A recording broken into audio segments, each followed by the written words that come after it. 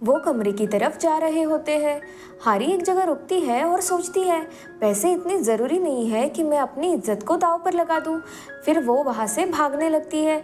उसी समय एक औरत पीछे से आती है और उसे रोक लेती है। हारी उससे पूछती है, आप कौन है? वो औरत कहती है, मैं वही हूँ जिसके बॉयफ्रेंड के साथ तुम डेट कर रही हो। फिर वह मिनसुक का नाम लेती है।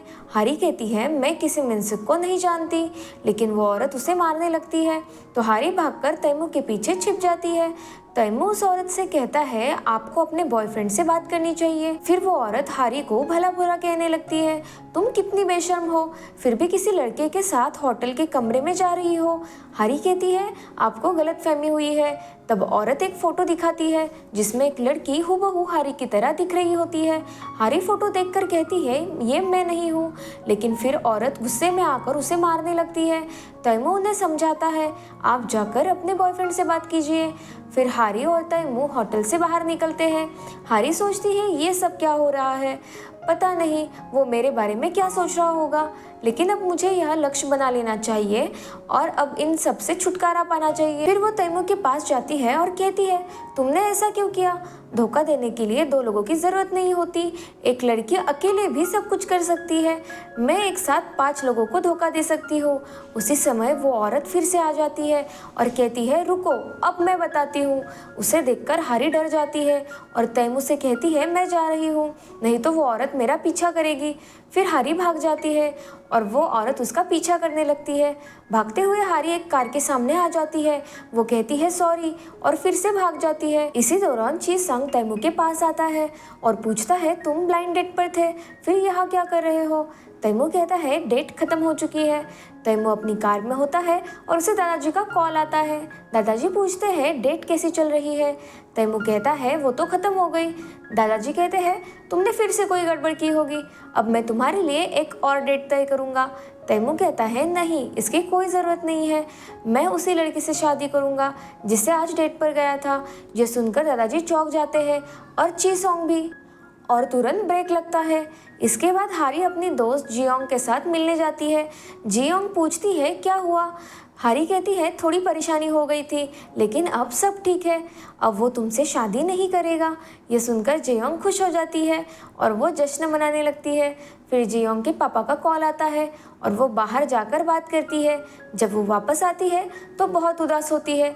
हारी पूछती है, क्या हुआ? जियोंग कहती है, तुमने क्या कर दिया, अब वो तुमसे शादी करना चाहता है। यह सुनकर हारी हैरान रह जाती है। दूसरी ओर ची सॉन्ग तैमू से कहता है, तुम्हें ऐसी लड़की से शादी नहीं करनी चाहिए। तैमू कहता है, अगर मैंने हाँ नहीं की तो दादाजी मुझे बार बार डेट पर भेजते रहेंगे, इसलिए मैंने हाँ कर दी।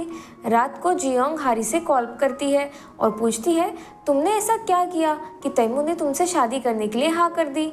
हारी कहती है, मैंने कुछ नहीं किया। जियोंग कहती है, अब तुम्हें उसे फिर से मिलना होगा।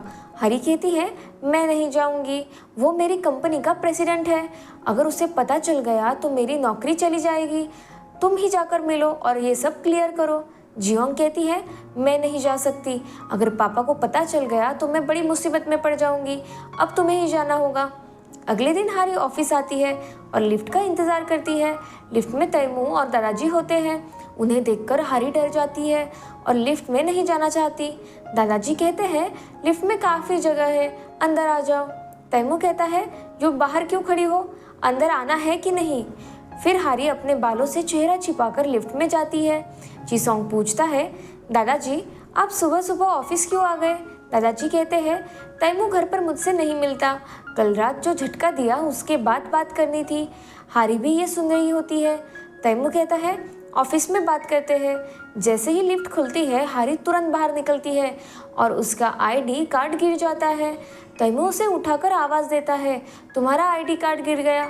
हारी उसकी आवाज़ सुनकर चौंक जाती है और सोचती है, तैमू का मेरा नाम कैसे पता चला? वो पीछे मुड़कर बिना चेहरा दिखाए कार्ड लेती है और तेज़ी से भाग जाती है। ये देखकर तैमू और दादाजी हैरान रह जाते हैं। फिर ऑफिस में दादाजी तैमू से पूछते हैं, क्या तुम वाकई जियोंग से शादी करना चाहते हो? तैमू कहता है, हाँ, मैं शादी के लिए तैयार हूँ।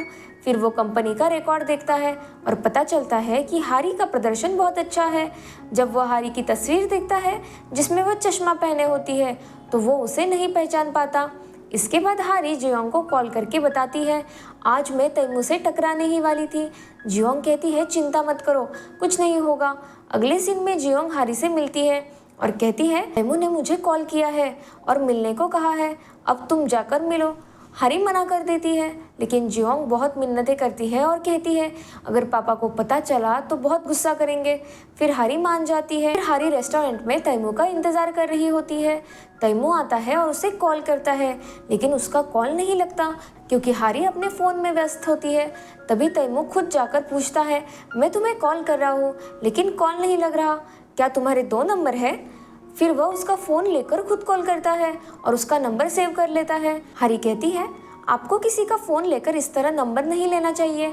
तैमू कहता है, अब जब हम शादी करने वाले हैं तो हमारे पास एक दूसरे का नंबर होना चाहिए। हारी कहती है, किसने कहा कि मैं तुमसे शादी करूंगी? तैमू कहता है, तो उस दिन तुमने मुझे होटल चलने को क्यों कहा था?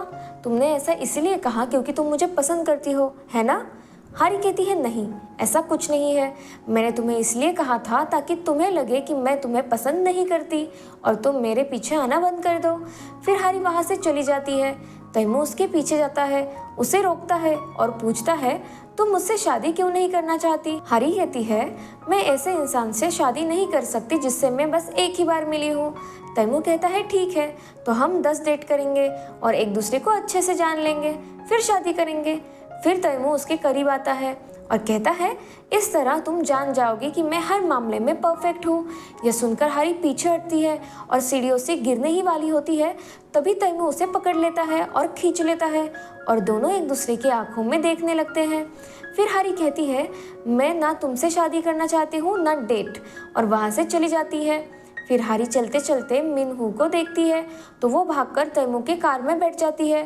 तैमू पूछता है, तुमने कहा था कि तुम मुझसे शादी नहीं करना चाहती, ना ही कोई रिश्ता रखना चाहती हो, तो अब मेरी कार में क्यों बैठी हो? अभी हारी देखती है कि मिनहू पास से जा रहा है तो वो तैमू को खींचकर अपने पास। मिनहू के निकल जाने के बाद हारी कहती है, मैं बस ये कहने आई थी कि मैं तुमसे कोई रिश्ता नहीं रखना चाहती।